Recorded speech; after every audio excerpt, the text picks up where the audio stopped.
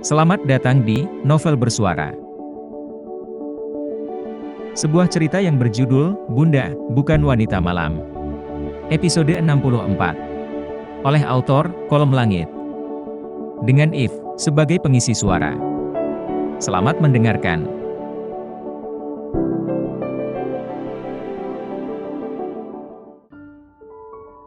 Via membeku.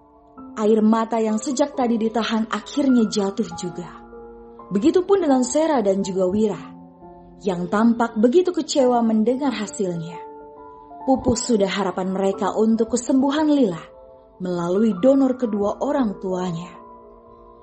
Tanpa sepatah kata pun, Via berdiri dari duduknya dan melangkah pergi meninggalkan ruangan itu.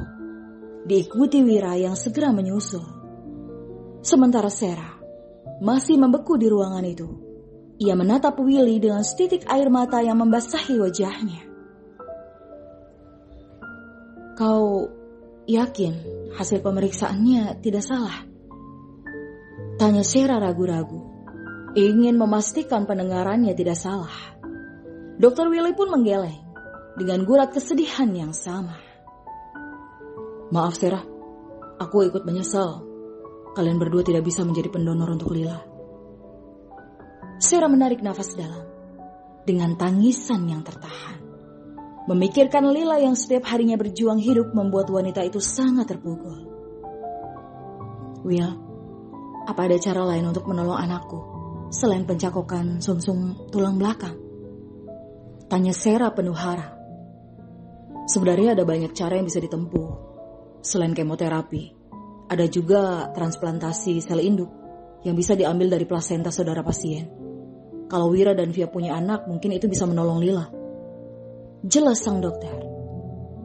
Seberapa besar kemungkinan kecocokannya? Dokter Willy pun tersenyum, layaknya seorang dokter pada umumnya.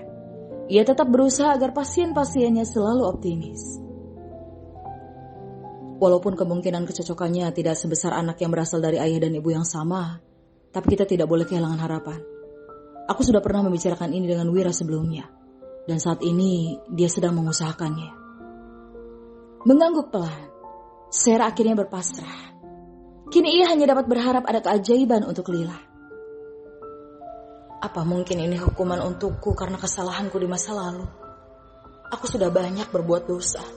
Karena kebencian pada Wira akibat kehilangan ayah dan ibu, aku sampai membalasnya dengan kejam.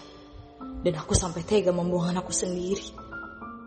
Dengan berurai air mata, setengah berlari Via menuju sebuah ruangan di mana Lila dan ibu mertuanya sedang menunggu. Tak peduli Wira yang sejak tadi mengekor di belakangnya sambil memanggil. Via, dengarkan aku dulu, aku mohon. Ucap Wira mencoba menarik pergelangan tangan istrinya. Lepaskan aku, Mas. Aku mau bawa Lila pulang. Ia menghempaskan tangan Wira. Namun laki-laki itu segera menariknya ke dalam pelukan. Diusapnya rambut panjang itu turun ke punggung dengan isak tangis Via yang berusaha diredamnya.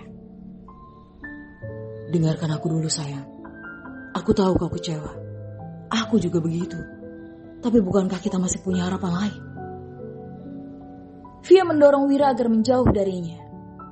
Harapan apa, Mas?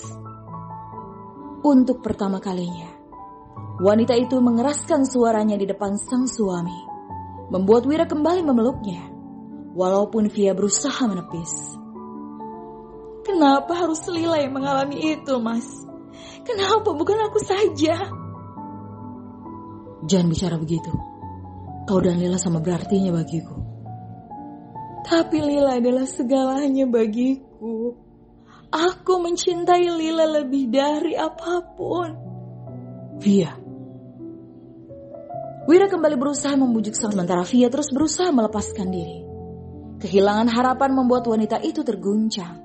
Hingga beberapa saat kemudian pandangannya mulai tersamar. Dengan tangisan yang tertahan, perlahan ia mulai kehilangan kesadaran. Seketika, Via ambruk. Beruntung, Wira segera menangkap tubuhnya sehingga tak membentur lantai. Panik, Wira memeluk sambil berusaha membangunkan sang istri. Namun Via tak bergeming. Kekhawatiran pun menyelimuti suaminya itu. Tak pernah sebelumnya Via pingsan seperti sekarang. "Via!" panggil Wira sembari menepuk wajah sang istri. Dalam keadaan panik, seorang pria datang menghampiri mereka. Evan begitu terkejut melihat Via dalam keadaan tak sadarkan diri. Ia segera mendekat pada Wira. "Apa yang terjadi pada Via?" tanya Evan pada Wira. "Aku tidak tahu. Dia tiba-tiba pingsan." "Cepat bawa ke IGD," seru Eva. Wira pun segera menggendong Via dan membawanya ke IGD yang berada tak jauh dari lokasi mereka. Diikuti Evan di belakangnya. Memasuki ruangan itu, Wira membaringkan Via di sebuah ranjang pasien. Sementara Evan yang sejak tadi mengekor di belakangnya segera memeriksa sahabatnya. Evan hendak menyibak sedikit pakaian Via. Namun Wira menahannya. Seakan tak terima jika pria setengah bule itu menyentuh istrinya. "Mau apa kau?" tanyanya serai menghalau tangan Evan yang hendak memeriksa denyut jantung Via. Evan memutar bola mata pertanda malas. Tentu saja, sang calon dokter tampan itu memahami bahwa laki-laki di sampingnya sedang cemburu. Ia melepas dengan kasar tangan Wira yang menggenggam lengannya. "Dasar posesif, cemburuan akut," gumam Evan. Tak terima, Wira melirik tajam Evan yang kembali menyibak sedikit pakaian yang digunakan Via agar dapat memeriksa detak jantungnya. Tangan Wira mengepal geram. Tak rela sang istri disentuh lelaki selain dirinya. Ia segera berkata, "Aku ingin istriku diperiksa seorang dokter wanita." Tak peduli apapun kata Wira. Sebagai seorang pelayan kesehatan, apalagi pasiennya adalah sahabatnya sendiri, Evan pun menjawab dengan menantang. "Dewasalah Tuan Wiratama Abimanyu. Ini bukan saatnya cemburu," gerutu Evan yang akhirnya membuat Wira bungkam. Akhirnya laki-laki itu pasrah. Bola matanya mengikuti kemana tangan Evan. Kecemburuan seakan membakarnya saat Evan menyentuh beberapa bagian tubuh Via. Terlebih, saat Evan sedang menyibak pakaian di bagian perut, saat hendak memastikan kecurigaannya, membuat Wira membulatkan mata. "Apa yang kau lakukan?" Bersambung.